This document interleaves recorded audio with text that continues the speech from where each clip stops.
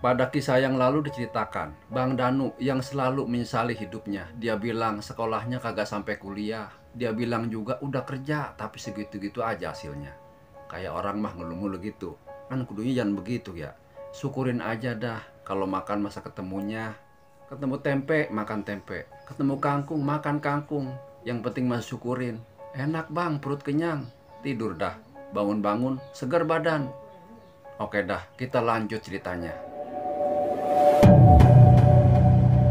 Pagi hari setelah kejadian itu, kepada Kartika aku pamit mencari rongsokan seperti biasanya. Tapi sebenarnya aku tidak mencari rongsokan. Aku masih bingung dan cemas bila teringat kejadian semalam. Apa sebenarnya maksud uang ini? Batinku sambil memegang uang 50.000 rupiah pemberian wanita misterius itu. Meski pada awalnya sekedar mencoba-coba, akhirnya dia belanjakan juga tuh uangnya ke sebuah warung. Dia beli beras, minyak goreng, telur, dan beberapa makanan ringan untuk cemilan istrinya. Setelah dihitung-hitung tuh, jumlah belanjaannya 42.000 rupiah. Jadi, aku masih menerima kembalian 8.000 rupiah, ya kan? Sesampainya di rumah, bukan main seneng istrinya. Dia menyambutnya dengan rasa syukur. Alhamdulillah, akhirnya Mas Danu dapat rezeki juga. Ucap Kartika memanjatkan rasa syukurnya ketika itu. Dia cuma tersenyum, pura-pura ikut mengucapkan syukur dalam hatinya, dan akan tetap berusaha menjaga rahasia ini. Setelah menyerahkan belanjaan itu kepada Kartika, dia bergegas mandi. Saat melepas bajunya, tiba-tiba uang 50.000 jatuh dari saku bajunya. Aku terpana dibuatnya. Aneh, bukankah uang itu sudah habis dibelanjakan? Lantas, kenapa bisa balik lagi ke saku bajuku, kata Danu.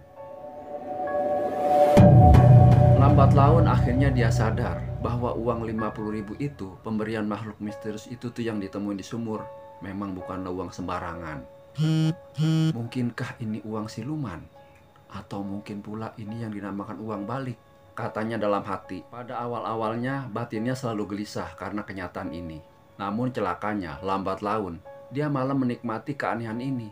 Mungkin karena semakin hari uangnya semakin banyak. Bayangkan, setiap kali belanja uangnya pasti kembali utuh. Bukan hanya barang yang dibeli, yang diterima, tapi sekaligus juga uang kembaliannya. Untuk menghindari kecurigaan istrinya, dia selalu berdalih ada bisnis barang antik dengan orang kaya. Karena ketulusan cintanya kepada Danu, istrinya percaya aja dengan kebohongannya. Berkat uang balik itu, dalam waktu yang tidak terlalu lama, dia mampu membeli rumah, sawah, dan beberapa areal tanah yang cukup luas. Pekarangan yang luas tersebut dia kapling-kaplingin menjadi rumah. Kemudian dia jual per unit. Pinter banget Danu. Maka jangan heran bila akhirnya dia mampu membeli mobil, juga rumah mewah beserta isinya. Dan tahu nggak, ada satu hal yang harus dia lakukan untuk mempertahankan kekayaan yang dia miliki. Setiap malam Jumat Legi, dia harus melayani istri gaibnya yang bersemayam di sumur tua yang di belakang rumahnya itu.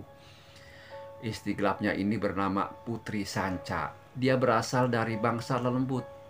Ternyata dari Putri Sanca tersebut kekayaannya bersumber.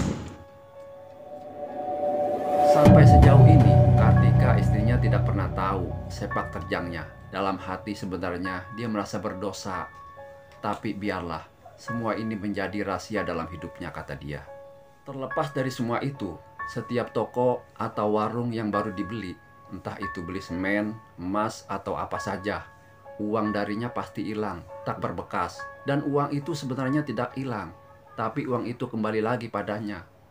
Memang banyak orang yang curiga padanya, tapi mereka tidak bisa membuktikan kecurigaan itu. Apalagi dia selalu berbuat amal baik dengan membagi-bagikan sembako. Terutama setiap menjelang Ramadan dan menjelang Lebaran. Dan dia juga selalu menyantuni anak yatim piatu. Jadi sepertinya dia bersih di mata masyarakat. Seiring dengan itu kekayaannya semakin melimpah ruah.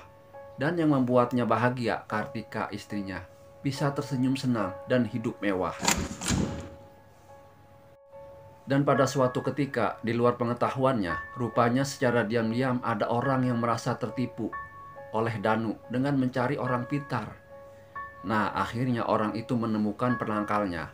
Dan orang ini memberikan rahasia penangkal ini kepada pemilik warung atau toko yang lainnya. Dan kemudian apa yang terjadi?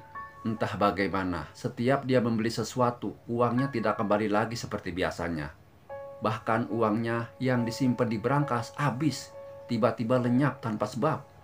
Karena itulah dalam waktu singkat, hartanya mulai menipis. Dia benar-benar shock dengan kenyataan ini. Ya iyalah, duit sekasur, dibelanjain tiap hari juga habis. Sementara itu, tanpa dia duga, istrinya mulai curiga dengan sepak terjang Bang Danu. Dia berusaha menyadarkan Bang Danu, tapi dia menangkisnya dengan keras. Aku tidak sudi, Mas, mencari harta dengan bersekutu dengan setan. Itu namanya murtad, Mas, kata istriku suatu malam. Baru kali ini dia lihat dia berkata keras seperti itu kepadanya. Tapi bukannya malang isap, dia malah nendang dan menamparnya. Bang Danu sudah mulai berubah beringas. Terlebih setelah dia tahu istrinya ternyata mencari orang pinter dan menyuruh orang untuk menguburkan uangnya di kuburan. Setelah mengetahui perbuatan Kartika ini istrinya, dengan kejam dia injak-injak tubuhnya. Untung tuh para tetangga segera menolongnya, kalau tidak mungkin dia sudah membunuh istrinya sendiri. Dalam keadaan kalap, dia berlari menuju sumur tua tempat Putri Sanca. Lalu dia berteriak-teriak memanggil namanya. Putri Sanca, keluar, tolong aku, beri aku uang. Aku tidak ingin jatuh miskin, aku tidak ingin kere, pintanya menghibak. Nah, tiba-tiba dari dalam sumur tua tersebut keluar seorang nenek rentah berbaju compang-camping dan berbau anyir. Orang-orang yang melihatnya pun pada muntah dan menutup hidungnya. Pergi kamu nenek busuk, aku mau Putri Sanca, bukan kamu, bentak dia setelah meludah karena merasa jijik. Nenek itu pun tertawa menyeramkan. Putri Sanca itu aku, ayo sini, kamu telah melanggar kesepakatan. Sudah 2 malam Jumat, kamu tidak memenuhi hasrat birahiku, ucap dia sambil berusaha menyeret si Danu masuk ke dalam sumur tua itu. Melihat itu, Kartika berusaha meraih tangannya. Dia sendiri, tuh si Danu, berusaha terus merontak melakukan perlawanan kepada nenek itu. Kartika, tolong aku, pinta Danu setengah putus asa. Tadi lu injek-injek orang, tapi percuma saja bang. Putri Sanca yang ternyata siluman tua terentak itu berhasil menyeret dia masuk ke dalam sumur. Bang Danu mendengar saat-saat terakhir istrinya memanggil pilu, memanggil namanya. Dan suara istrinya itu rasanya begitu nyeri bang, terdengar di telinga Danu. Selanjutnya, Danu tidak mendengar apa-apa lagi. Pandangannya jadi gelap dan pekat. Saat siuman, dia mendapati dirinya berada di ruang perawatan sebuah rumah sakit. Sekubur tubuhnya terasa nyeri. Namun rasa nyeri itu seakan lenyap saat dia lihat Kartika menatapnya dengan senyum. Walau dia melihat matanya bengkak dan merah yang dia habis pukulin kemarin. Apa yang terjadi denganku, Tika? Tanya Danu. Tapi Kartika tidak menjawab.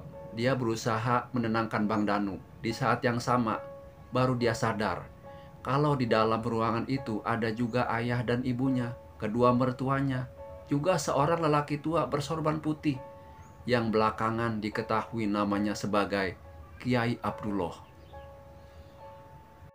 Kiai Abdullah inilah yang kini membimbing pertobatanku. Belakangan aku tahu kalau pada hari itu aku benar-benar jatuh ke dalam sumur tua tersebut. Untunglah para tetangga menyelamatkanku. Walau beberapa persendianku dinyatakan patah oleh dokter, kata Danu setengah penyesalan. Alhamdulillah, kini Bang Danu telah sembuh dan sehat walafiat. Satu hal yang paling dia syukuri, Allah Subhanahu wa Ta'ala masih memberinya umur panjang, sehingga dia bisa melakukan taubatan nasuha walau kekayaannya telah habis. Namun dia bersyukur sebab masih memiliki iman dan Islam. Dan dia juga masih bisa merasa bangga sebab memiliki istri soleha seperti Kartika. Benar kata Bang Haji Roma Irama, istri soleha perhiasan dunia dan akhirat. Dengan sedikit sisa uang yang ada, Kartika kini membuka sebuah warung kecil-kecilan. Sedangkan Bang Danu tinggal di pesantren milik Kiai Abdullah, melakukan pembersihan diri atau taubatan nasuha di bawah bimbingan Kiai Abdullah. Entah untuk berapa lama. Mungkin kisah ini bisa diambil manfaatnya atau contoh. Sekian, terima kasih. Assalamualaikum warahmatullahi wabarakatuh.